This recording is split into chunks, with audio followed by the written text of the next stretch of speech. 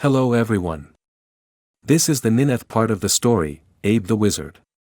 Chapter 43, Rumbling Off the Enemies. When the Knight of Martial Strikes reached peak performance, his imposing manner had fully captured Abel's attention. Abel just couldn't take his eyes away from the Knight of Martial.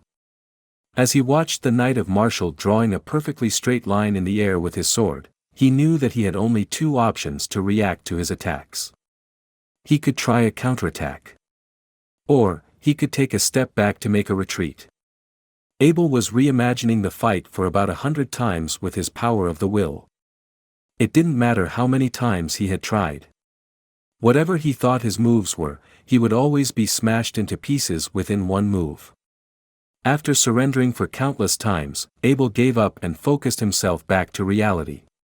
As it turned out, there was a major difference in the ways that fights were waged between planet Earth and the world he was in.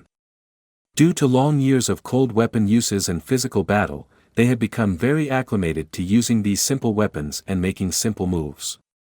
Yet, every one of these moves they made was applied with full force. The orcs were the biggest enemy to the humans in this world. It should be very clear by now. If humans didn't apply full strength to their attacks, it would be very hard for them to penetrate the thick skin of their rivaling species. Since the orcs were much faster and more flexible than the humans had to make their attacks as direct and simple as possible. When Abel realized that he had become a rank 5 novice knight, he was still not quite familiar with the ways that different sword striking techniques were performed. After seeing the Knight of Martial practice today, Abel gained a new perspective on how he should go about his training. "Abel, were you looking for me?" the Knight of Martial called out and stopped waving his sword. "Oh," said Abel, coming back to reality through the Knight of Martial's voice. "I am here to test out my new sword." The Knight of Martial suddenly became excited as he stared at the sword Abel was holding. He asked, "Is this the sword? What's its ability?" The Knight of Martial was well aware that Abel could forge two kinds of magic swords, but his favorite was still the ice magic sword, although the striking power was a little stronger on the fire magic sword. When fighting against a stronger opponent, slowing down their moves were much more helpful. Since Abel was coming to test out a new magic sword, it shouldn't be either a fire or ice, it should be a completely new type of magic sword. The Knight of Martial was thrilled. The ice magic sword and Harry's bow that Abel gave him had already raised his fighting ability. Abel thought for a while. The ability of the rune was to rumble away from his enemies. Since chopping wood didn't make any difference, maybe what he needed was a physical opponent. So that's why he found the Knight of Martial. "Uncle Martial, I'll strike with my sword and you try to defend it with your sword. Let's see what happens." No problem, the Knight of Martial was very confident in his ability, and Abel's power should be too strong anyway. "Ready?" Abel lifted the big sword above his head. Since he had just witnessed the Knight of Martial strikes, the scenario that he had imagined with his power of the will had become prevalent again during that split second. His power of the will spun widely, as though the sword had become one with him. The expression of the Knight of Martial immediately changed. He felt a gigantic sword pressing above him. Was this the sword impose? Only experts who spent years of training could have the sword impose. The first time that the Knight of Martial had attained a sword impose was about 5 years ago. Abel had only practiced his sword skill for a short while. When he adopted Abel from the Knight of Bennett, Bennett already told him everything he needed to know about Abel's ability. Abel had entered a state similar to the first time he used a 100 skills model. Combat chi began to fill his entire body, and soon it began to flash with glory. Abel felt like he had become a sharp gigantic blade. When the energy reached their peak, Abel felt all his combat chi rushed towards the big sword. However, since his rank was still too low, the combat chi could not travel into the big sword. Yet, it still sped up the big sword as he strikes down. It chopped through the air like a piece of sheepskin, making a cracking sound. The Knight of Martial was speechless. As an intermediate knight, he could counteract this strike, but it also required him to use his own combat chi. He knew that once he used his combat chi, he would go all out and it would be very hard to not hurt Abel. The Knight of Martial jumped back and dodged the strike. After making this empty strike, Abel had used up all his energy, he couldn't even hold his sword and it fell straight towards the floor. Abel immediately sat down, relentlessly inhaling huge breaths. Novice knights could only use combat chi once at a time. When they used it, it wouldn't damage their core, but they still need a few days of recovery until they could use it again. Abel had just tried to imitate an advanced sword striking stand. It had ignited all the combat chi in his body to explode at once. What happened? Abel asked. He sat on the floor, still feeling dizzy upon waking up from his flash of realization.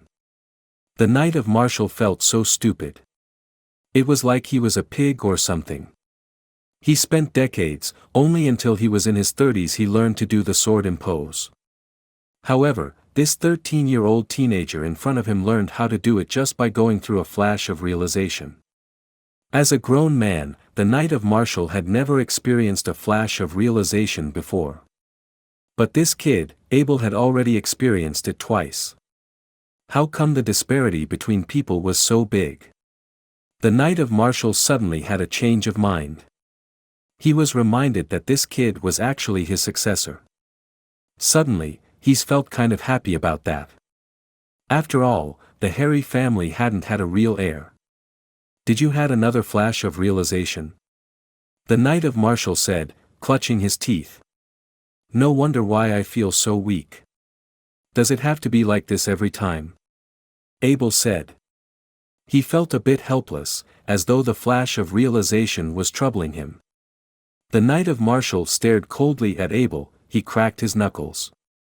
He wondered if he should go to Abel to teach him a lesson. It seemed like he didn't even appreciate how gifted he was. Why did you step back? Or, did you get knocked back?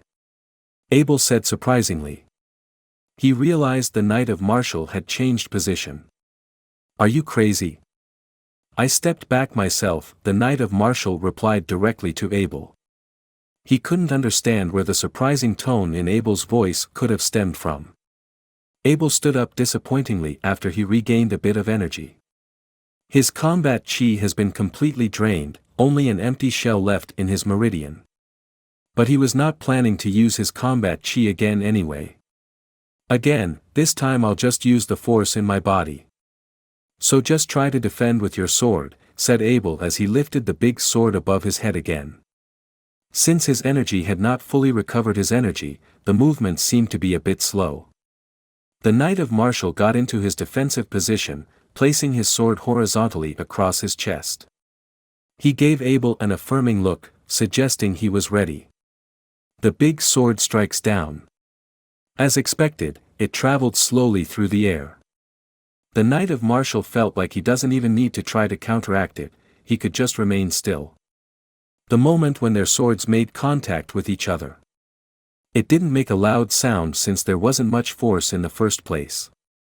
When the Knight of Martial was about to laugh at Abel, for this atrociously weak strike of his. Suddenly, an unstoppable force expelled from Abel's big sword. This force did not hurt him, but it seemed to hold the weight of a mountain. The Knight of Martial couldn't help but get knocked backward. 1 steps. 2 steps. 3 steps, the Knight of Martial got knocked back 10 steps until he came to a halt. The cocky expression in the Knight of Martial's face completely vanished, and it was replaced with a shocked expression. He was 100% certain that this force could not have come from Abel since Abel was so weak. This force made the Knight of Martial felt very insignificant. The last time he felt like this way, was when he met a commander a long time ago. But still, it was nothing compared to the force he felt this time. Actually, this unknown force was coming from the rune that was marked on the sword. That rune has the ability of rumble off enemy, which states that it could knock your opponent backward. Once rune was ignited, the reality would be set in stone, no matter how powerful your opponent was, they had to step back. It was a powerful force that both the Knight of Martial and Abel could not comprehend. What's the ability of this sword? Asked the Knight of Martial, his eyes completely locked onto the blade. He was clearly thinking about snatching sword away from Abel's hand. Rumble off the enemy. Seems like you had just been rumbled off, Abel said as he happily stared at the sword in his hand. He succeeded again. Chapter 44, Sword Testing. The Knight of Martial grunted loudly. He filled his entire body with combat chi. However, since he didn't want to hurt Abel with the rumble, he didn't let the combat chi affect the big sword in his hand. Again. The Knight of Martial was a bit unsatisfied that he got knocked backward by Abel's strike last time. He had underestimated the power of Abel's sword, but the Knight of Martial didn't lose any motivation. An intermediate knight had to have faith in his own combat chi. Abel watched the Knight of Martial flashing with a body full of combat chi. He wondered if he could produce another rumble with this strike again. Even though Abel's body was feeling very weak, as he stared into the affirming eyes of the Knight of Martial, he took a deep breath and lifted the sword above his head once again. This time Abel felt so weak that he did not apply any force in his strike. He felt a little intimidated by the Knight of Martial's combat chi. Abel knew by heart the fighters of this world were different from the ones on Earth. They went all out in move, so getting injured was unavoidable. Abel's big sword traveled downward with the force of gravity towards the Knight of Martial's sword. By that time even the Knight of Martial had felt that Abel was getting weaker. Their swords made contact with each other once again. Since Abel did not apply any force, his sword barely bounced off. It only lightly landed on the Knight of Martial's sword. The Knight of Martial wanted to shout at Abel, asking him what's the matter, but suddenly that unstoppable force of energy had rushed towards him from Abel's sword again. The Knight of Martial wanted to withstand the force with his combat chi, but no matter how hard he tried, he was still human. No human could withstand the force of a mountain. 1 step, 2 steps, 3 steps. 10 steps. This time, the Knight of Martial had been knocked back another 10 steps by the rumble. It was like his combat chi had made no difference. How could this be possible? Abel didn't even apply any force to his strike. It's like the Knight of Martial was destined to be knocked back. Abel, you know. I am actually very good at using double swords, said the red-eyed Knight of Martial in a creepy tone, like he was alluring children. The Knight of Martial thought this sword must be very helpful to him in battle. If he knew that the enemy would be knocked backward regardlessly, he could plan in advance to execute his final strike, thus increasing his chance of taking the life of his enemy. In another scenario, if the Knight of Martial had encountered a very powerful opponent, if he could just knock them back 10 steps, he would be much more likely to escape. This magical sword could be the lifesaver of a knight. Even if he didn't use it normally, he would carry it around just in case if he needed to escape or kill someone. The weight of a big sword was nothing to an intermediate knight anyway. Uncle Martial, you, before Abel had even finished his sentence, he decided to just throw the sword directly towards the Knight of Martial. The rune on this sword was provided by the Knight of Martial anyway. Since the knight has helped Abel so much, a magic sword wasn't really a big deal. Abel then proceeded to speak. The rune on this magic sword was made according to the one on the rune sign you gave me a few days ago. I know how to apply it now. The result wasn't too bad. The Knight of Martial was filled with confusion. He had kept the rune sign in his secret chamber for over 10 years. He had only given it to Abel a few days ago, and already he had created a magic sword with the same power. Unbelievable. But was the rune on this sword exactly the same as the one on the rune sign? The rune sign must be smashed in order for its power to be effective, so it could only be used once. However, the power in this magic sword could be effective every time it strikes. On top of that, this magic sword held immense power. Although the Knight of Martial knew that magic weapons could have all kinds of effects, most of them still revolve around the attributes of ice, fire, electricity, and poison. The Knight of Martial had never heard of one that could knock people backward with rumble throughout his decades-long journey as a knight. The Knight of Martial stared at Abel. He was shocked that this kid could create such powerful weapons by only copying the rune from a rune sign. Calling Abel a genius could no longer justify his abilities. The Knight of Martial was lost for words. All he could do now was to keep reminding himself, I have to send Abel to the wizards. An out-of-the-world genius like this doesn't belong in the human world. Uncle Marshall, have fun with the sword.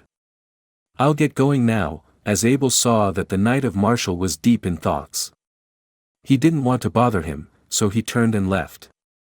Abel, make sure you rest well. No matter what, don't use your combat chi for the next few days.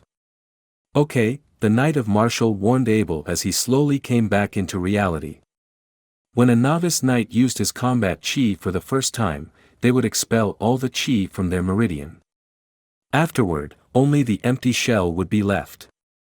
Therefore they need to rest for a few days in order for the meridian to recover. However, if they decided to use their combat chi during these days of recovery, they would be drawing energy directly from the meridian. Then, even that empty shell would be used up.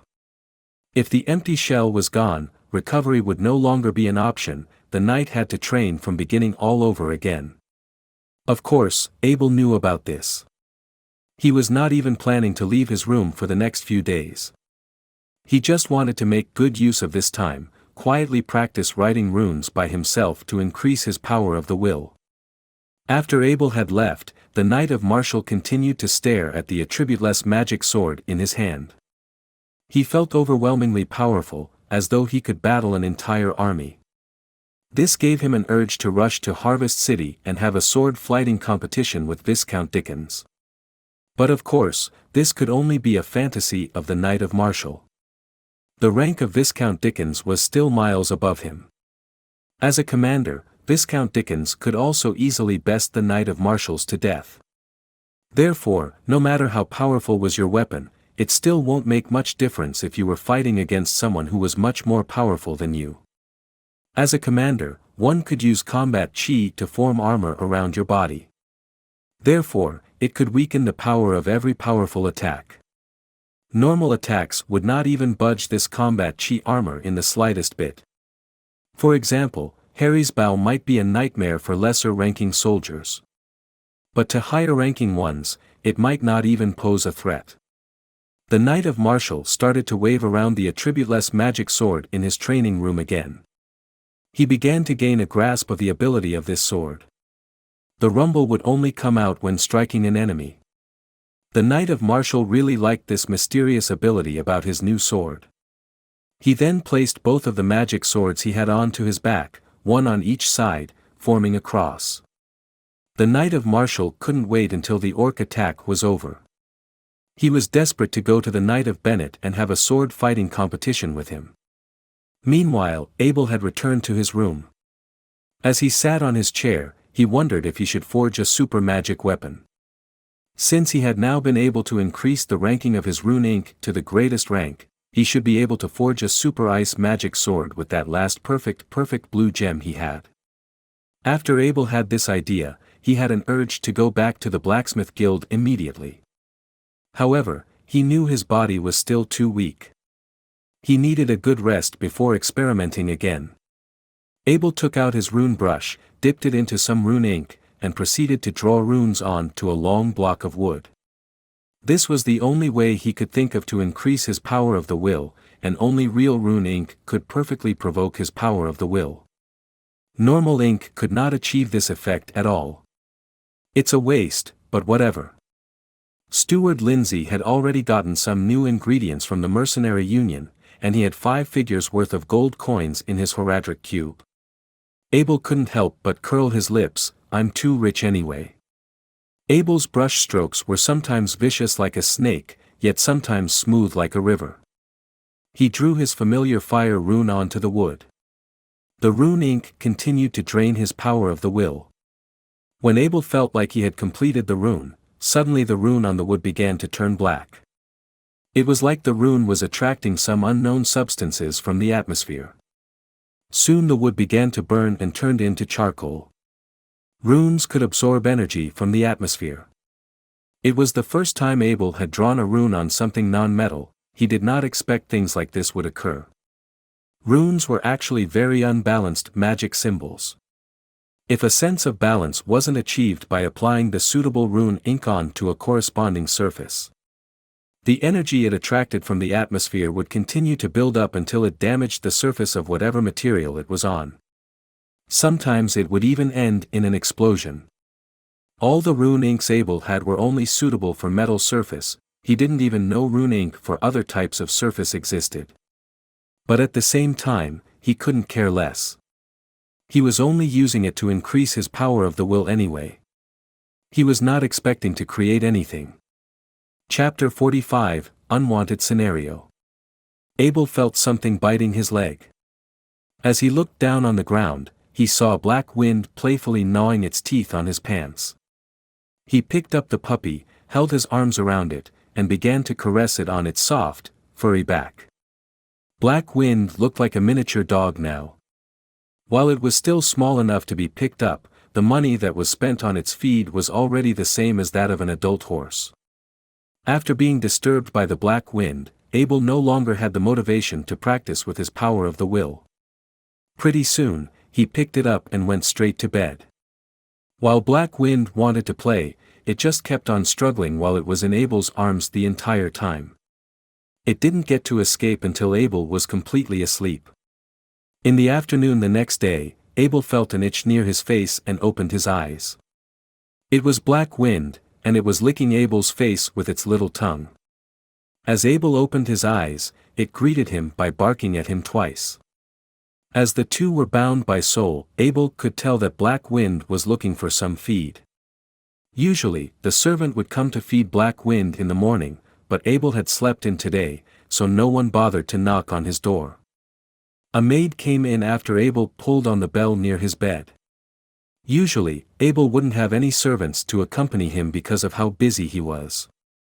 Besides, he was just a child, and all the other maids got their own tasks to do. If he was living in another family, he would have his own personal maid, and it's usually someone who was young and pretty. After ordering the maid to look after Black Wind, Abel washed for a bit and called for the butler Lindsay. "How can I be of service, sir?" The butler Lindsay greeted Abel with a bow. "I want you to do something for me," Abel said, and handed over his bag of 2,000 coins. "I want you to buy me the best carriage you can find me." Lindsay looked kind of perplexed for a second. The castle was not in a shortage of carriages. One of the two carriages was reserved for the Knight of Martial, and the other one was a spare. "If you need a carriage, we do have one available right now," he said. Abel explained, "Oh no, this is for a project I'm working on.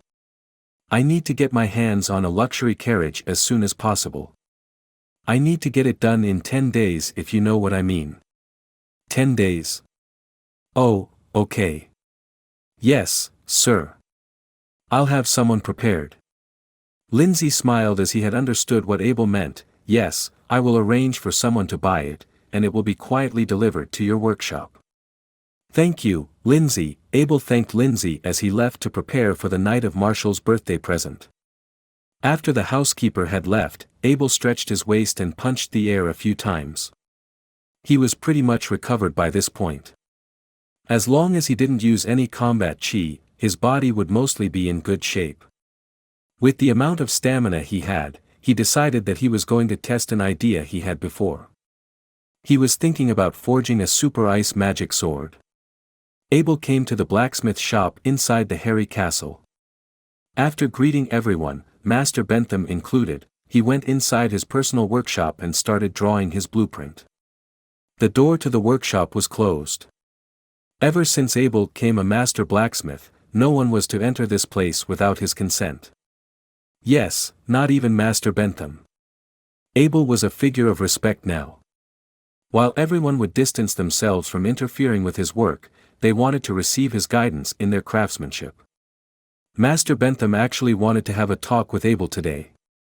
When he saw the Knight of Martial carrying 2 new swords on his back this morning, he knew Abel had just made some more masterpieces. Knowing the Knight of Martial, if he was willing to carry 2 large swords on his back, the quality of the swords themselves must be high enough for him to use them to make fun of others. Master Bentham had a lot of questions, but when he saw how stressed Abel was when he greeted him, he decided to let his former student focus on his work. From what it looked like, Abel was at the peak of his craftsmanship. As the rumors had it, whenever someone becomes a master blacksmith, there would be an outbreak of high-quality weapons for a period of time. This phenomenon was commonly known as the outburst after accumulation phase, with better and newer technologies coming out at once simultaneously. The outburst after accumulation phase was probably what Abel was having. That's what Master Bentham thought, at least. As it was a one-time glory thing, he didn't want to ruin the young blacksmith in the midst of his prime, despite the fact that Abel was only 13 years old. Right now, Abel was making a lot less of the purer swords of 100 skills. The magic bases he used to make them were rough and were mostly half-finished products with grooves inside of them. He didn't bother to draw any runes for them either. Abel took out 3 ice rune inks and placed them inside the Horadric Cube. The resulting product was 1 intermediate ice rune ink, one which was glowing with a blue arc of light. After making his magic sword base, Abel dipped his rune pen in the ice rune ink. Luckily for him, he finished drawing the rune right before he ran out of his power of the will.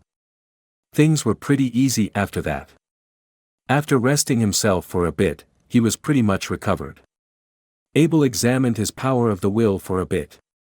Apparently, there was a very subtle increase in his total capacity of the power of the will. If it wasn't for how much he had exercised his abilities, Abel wouldn't have been so sensitive to such a change. After making sure that no one was around, Abel took out his perfect blue gem and inserted it into his card slot. He then stabilized it with some tools that he had. While doing this, he was very careful not to put too much force into the gem. With his power of the will completely recovered, Abel read into the rune so that blue gem's energy path was identical to that of a perfect piece. As he had his fair share of gem forging, he knew that he had to be very careful when he was doing this. The more energy there was inside, the faster the energy would travel inside the gem. One bad move and everything would fall apart. As the gem was close to becoming a complete piece, a blue ray of light began to flash out of its inside. A chilling power rushed towards Abel's conscience. While there was a bit of distance between Abel and it, he could already feel his life being threatened. Forget about making direct contact, Abel wasn't going to let his power of the will touch the thing. Instead, he was just going to let it chase after him as the rune was being activated. Abel was sweating like a cow right now because of how anxious he was getting. The speed of his power of the will was traveling at 2 times of its normal speed. The chilling energy behind him, too, wasn't slowing down any time soon. Abel guided his conscience into the rune's center. As the energy, too, followed him to the exact same location, it was suddenly trapped by the rune itself and became less volatile by the second. Eventually, after waves of direct shock, it was stabilized and held still on the spot. Another blue light flashed by. Just when Abel had thought that it was a success, the sword of 100 skill started crackling up from multiple spots. It was almost like the chilling energy was too much for it to contain. As he heard the sound of the sword crackling up, Abel threw the ice magic sword into his Horadric Cube right away. While he wasn't trying to fuse it with something else, everything that was thrown inside a cube would lose its flow of time. Abel touched the cold sweat on his forehead. He was betting his life on the line here. If a normal gem would knock him unconscious when he was making the explosion sword, imagine the amount of damage a perfect blue gem, made from 9 of its original copy, was capable of. What kind of shield could block dynamite? What about a wall? The more that Abel had thought about it, the less he thought his chance of survival was if he just let the sword break apart. For crying out loud, it a sword of 100 skills. It was made by the most resistant materials Abel knew of, but it was not strong enough to without the impact of a perfect blue gem. Speaking of which, should Abel just let the sword stay inside the cube? If he decided to take it out, he would have 3 seconds to guard his body with something. 3 seconds wasn't short, but it wasn't that long either. Abel had thought about digging a giant hole before, but he didn't think it was going to work this time. If the explosion was too strong, even the flying soil and rocks could break his face within seconds. Chapter 46, Ambush. Abel acted as if he was drifting off as he came out from the blacksmith guild. As soon as he got out, he sprinted directly towards the Knight of Martial's study room. This was because he wanted to take a look at the map to check to see where he could safely dispose of that super exploding big sword that was inside the Horadric Cube. For normal exploding swords, even steel of 100 skills couldn't resist its power. Who could have imagined the power of this super exploding big sword? If he wanted to have mutual destruction, maybe even a group of elite knights would not able to hold off the power of this toy. Abel was wondering that if he threw this super exploding big sword onto a commander, how long would his combat chi armor be able to withstand it? Abel's brain was all gobbled up trying to think of a solution. As he continued searching the map for potential disposal locations, suddenly, he came across a place called the Ansa Valley. The place was perfect, its distance was around a day's ride from the castle. There were cliffs marked on the map which meant it was perfect to destroy this exploding big sword that he had on him. After 2 days of rest, when Abel's meridian had fully recovered, Abel told the Knight of Martial that he would be leaving the castle for an affair. In terms of Abel's safety, the Knight of Martial wasn't particularly worried. Abel was equipped with Harry's bow, so everything should be fine as long as he didn't stumble across any intermediate occupation holder. Besides, Abel was already a master blacksmith. This meant that he had his own rights in spending his spare time as he pleased. Moreover, there wasn't any information related to any orc attacks during these 2 days. The attacks had seemed to come to an end. The Knight of Martial did not stop Abel from going out on his trip. He only specifically demanded him to be more careful. For this trip, Abel prepared 2 horses with him. Abel rode one, the war horse, and the other war horse was equipped with all the foods necessary. The horse's food was all high-quality beans and oats. At the same time that Abel rode out of the castle, an ambush was unfolding in the valley of Neryi, which was in the directions of the Ansa Valley that Abel was heading towards. The Knight of Soroyan was an elite knight and a lord at the same time. For many years, he had been following and serving under Viscount Dickens, owner of Harvest City and the leader of an elite brigade of 1,000. Although he held a royal identity since there were fewer wars these days, it was hard for him to gain any outstanding military service. Therefore, he was only a lord without fief. This was why he has been extremely eager to take part in wars for more military service. With Harvest City being the heart of the human world, it was a very safe place. Except for some small battles, it has always held its reputation of being a peaceful place without fighting. A few days ago, the Knight of Soroyan received an order from Viscount Dickens to lead its troops of 1,000 elite brigades towards the Neryi Valley to ambush and eliminate any orcs that were nearby. Viscount Dickens organized 2 other elite knights alongside with 30 knights to execute this ambush. This made Soroyan extremely excited when he received his orders, as it was most likely going to be a substantial amount of enemies in this upcoming fight. Elite Knight Bernard and Elite Knights Hopper were both born in different crumbling royal families. By their generation, their family's inheritance was already too relegated to be inherited. While they still had the talents of a knight, with the glory of their ancestors' shield being extremely dim, their only option was to become a squire to serve under Viscount Dickens. These inherent knights were paid very generously, but their wealth cannot be inherited to their next generations. However, these 2 elite knights have both been searching for their opportunity to restore the glory of their ancestors' shields. When the 3 knights saw each other, they knew their chances of gaining an outstanding military service was finally here. Everyone that was a part of the ambush was all anticipated for the upcoming battle. All 30 knights and 1,000 of elite soldiers who were ready to fight with a fire burning in their hearts. It was now 3 days since the brigade had arrived in the Neryi Valley. All the scouts had all been sent out to investigate and explore for any potential incoming orcs. Everything had already been set up, now all they had to do was wait for the orcs to show up. The Knight of Soroyan was sitting on a rock, looking down at the map of Neryi Valley map. The location was surrounded by mountains on all three sides, with two of the sides containing an extremely steep hillside.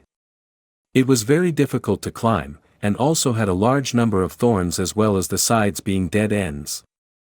Now, all of Soroyan's forces had to do was gathered at the top of the last slope of the valley, which had a very gentle and to ambush the orcs when they come. Report. One of the scouts jumped off his horse and promptly gave a military salute. The knight of Soroyan turned his head and looked at the sweaty scout. "What did you discover?" he asked. "There's a small group of orcs from the south and they're heading directly for the valley. They're expected to arrive in 20 minutes. The knight of Soroyan waved his hand and replied, "All right then, continue scouting ahead for us." As he then looked back at his lieutenants and ordered, "Get all our men to use the masking powder."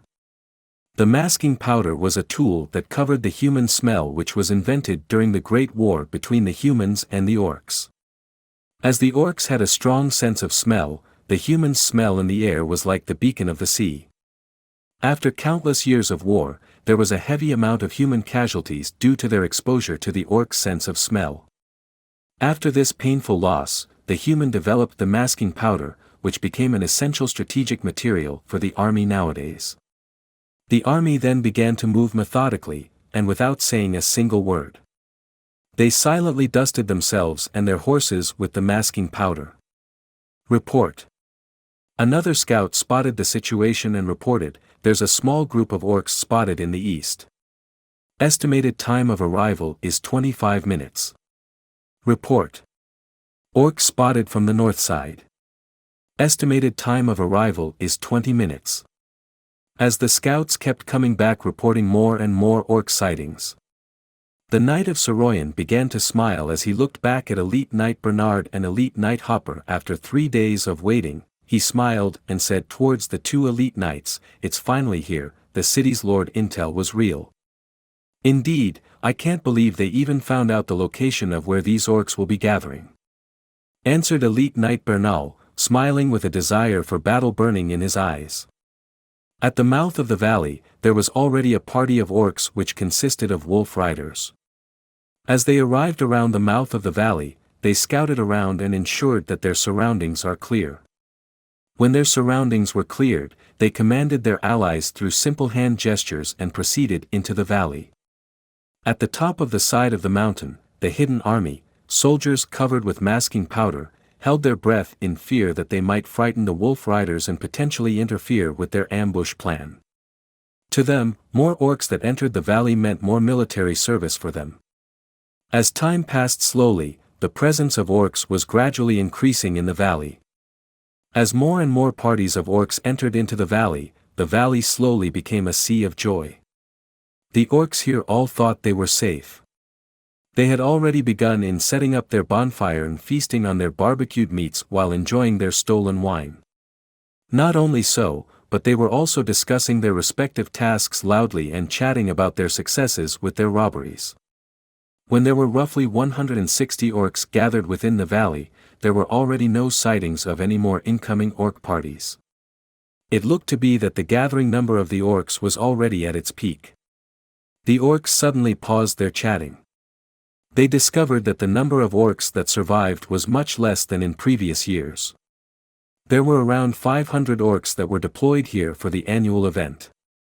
Last year there were around 200 plus orcs returning survivors here. But this year, there were only 160 orcs. This was the lowest number of survivors in the history of this event. A depressing mood began to spread for these orcs around the valley. Many of them began to realize that their friends and brothers did not come back. A valley that was bustling with noise and excitement suddenly a second ago suddenly transitioned into complete silence. But the orcs were a fighting race and the feeling of grief and sorrow only lasted for a short period of time. Afterward, the orcs were gathered according to their parties and waited. When the appointed time was about to come, there would be a flying beast to take them home. The knight of Soroyan kept his eyes on the situation in the valley. According to the intel from the city's lord, this was a gathering point for the orcs. Soroyan then turned his head to his lieutenant and said, "Go and notify the team at the mouth of the valley and instruct them to seal off the valley exit." "Yes, sir." As the lieutenant took out a piece of sheepskin, wrote the order and finally stamped it with the seal of the battalion. He then sealed the envelope with a block of ciphered wax and arranged for the messenger to deliver the order to the team allocated at the mouth of the valley.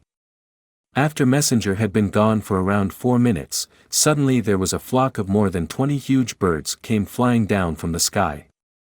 When the knight of Soroyan saw the beasts that were flying in the sky, he couldn't help himself but exclaimed in a low voice, "Sky sparrows?